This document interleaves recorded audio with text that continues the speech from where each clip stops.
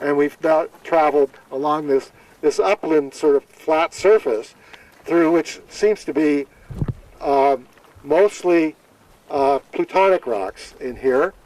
Some of them are gabbros, some of them are silicic rocks like the one we were looking at, or gabbroic rocks with some silicic things. And then there's this big pink unit of so-called massive diabase. That's something, it's a very extensive thing, and I don't quite know what to do with it. I think we're at this little outcrop here of layered gabbro. There are layered gabbros. They're not, in the ophiolitic suite, then we're still going down in the section. You get the layered gabbros down the plutonic rocks below the more massive gabbros that we saw at the last stop as screens in the diabase, but then above the olivine cumulate rocks, which we won't have a chance to see because there's no place to stop on the road. They do exist to the south here, but there is absolutely nowhere that you can stop, especially with a group. Okay, I've actually stopped there, but it's worth your life to even look at the rocks. Anyway, we're here in this gabbro, and so the thing to do is go take a look at this gabbro. It's a layered gabbro. It has highly calcic plagioclase. If I remember, it's about AN90 and 2 pyroxenes. And it's an outcrop that suffered a great deal from people picking up. There used to be some nice, large, black and white striped rocks here, and I don't know who took them, but some... it was you, was it? It was you. Okay. Anyway, that's the thing to see. The layering in here is almost flat. It's or horizontal, I guess is a better term. It does curve a bit, and it is in place. But the best things to see have been these big chunks that are lying on the surface that have been cleaned off. And we'll see some of that, but it's.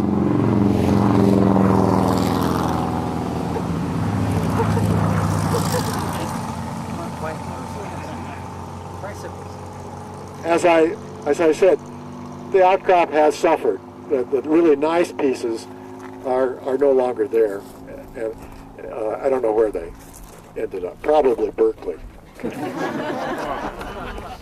What's responsible for the layering?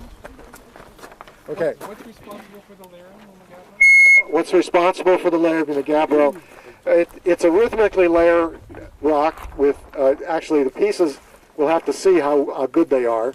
But the ones that had black and white stripes, you had rhythmic layers of mafic minerals, almost completely, then mostly felsic minerals, then mostly mafic minerals. And we must be dealing with some sort of alternative sort of crystallization conditions in the magma chamber, so that some things drop for a while, then you go back to dropping the other thing, and they drop, or there's some sort of sorting as the things move around by currents on the floor of the stratiform complex. Okay? But it's an alternation of conditions for crystallization of mafic minerals and of conditions for crystallization of the plagioclase.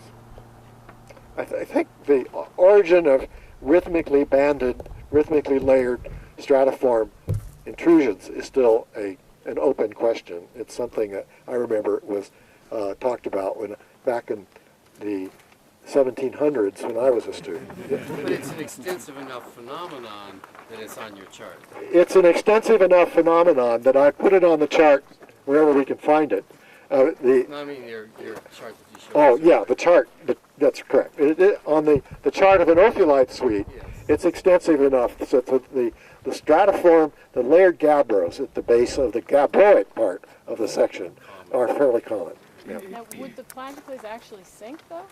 Plagioclase wouldn't sink, would it? So, it would float. So yeah. these aren't density settling layers. They aren't density settling layers. That's correct. Yeah.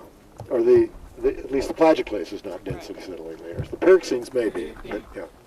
It's probably, some sort of density crystallization front. Yeah. Okay. All right. Let's. Where is it? Where is it? That's the next question.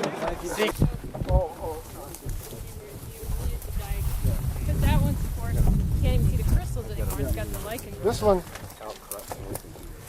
thank you. So what we have here is a piece, right? Yeah. I have here in my hand, most of you are too young to remember him, okay? Okay, what we have is a piece of this layered rock, and you can perhaps see the fresh surface here, and what you see is a plagioclase-rich center layer and a pyroxene-bearing layer on either side. The weathered surface, you can see the whiter color in the center and the darker color on the edges. That's basically what we're dealing with here. Okay? And this is actually, it is in place on the road cut down the road here, and but it's not in place right here, but it's from around here someplace, right? And that's one reason. I don't know that anybody has beaten their way through this manzanita patch, but that's one reason that these are sort of generic little dollops of layered gabbro in here. We really don't know what the shape of it is. Yeah. Okay. How does this layered gabbro compare with other gabbro cumulates you've seen around the world? Well, you know, they're gabbro cumulates and gabbro cumulates. And this idea of, I mean, this sort of concept of this sort of banded rock like this is pretty ubiquitous. Okay. Yeah. So you've seen stuff just like this in other I've seen things like this in many ophiolite complexes, and I haven't seen that many ophiolite complexes, but I've seen a few. Right? Yeah. I acknowledge Senator McCarthy. You're old. Yes. The quote was from Senator Joseph McCarthy. Yeah. Okay. So is that rock over there with all those bands, is that a That's it. That's sample? it. That's a sample. Yeah. That's very clear. It's very clear. Yeah. Yeah. And it's even clearer than this. Right? Yes. Yeah. It's a lot clearer on the weathered surface Yeah. than on the fresh surface. Yeah. Anyway, that's it. You know, you can wander around through here. You're not going to see much more. Okay, let's go. Where those people are. Yeah.